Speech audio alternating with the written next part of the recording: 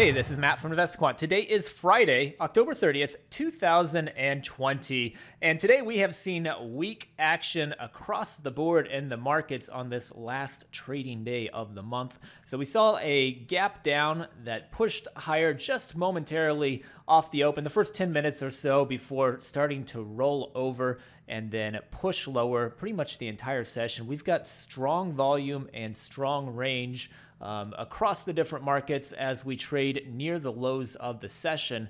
And this morning we looked at a study based upon seasonality for October's last trading day of the month. It was fairly weak off the open. That's playing out. And what I figured we would do this afternoon is just update that study, the exact same one that we looked at this morning of the last trading day of the month in October, and see what has happened historically as we approach the close on this day. So it said off the open it was a pretty weak day historically, with quite a few red days in a row happening on that setup.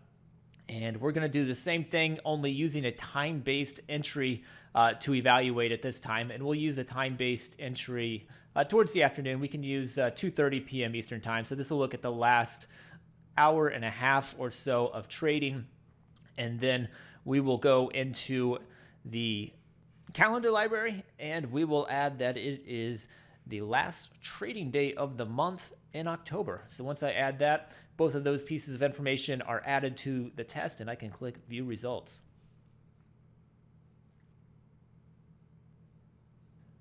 And here we go. So these are the results of going long at 2:30 p.m. Eastern time on the last trading day of the month in October. The exit for this is 4:15 p.m. Eastern time, which is the close of regular trading hours for the futures markets. And if we look here at sample sizes, we're still dealing with those same 17 samples that we looked at this morning.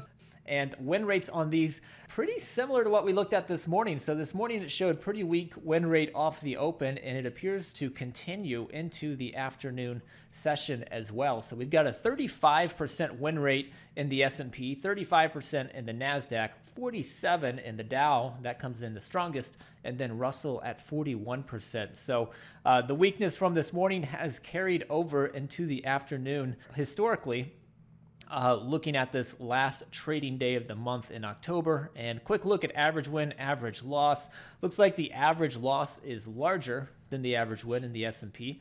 That's true for the NASDAQ, that's true for the Dow, and that's true for the Russell as well, although it's not quite as big there. But all of these, average loss coming in bigger than the average win, and all of these, the win rate on them are coming in weak. So this has historically been bearish into the closing portion of the day. Hopefully you found that helpful. Good luck the rest of the day, and we will see you on Monday.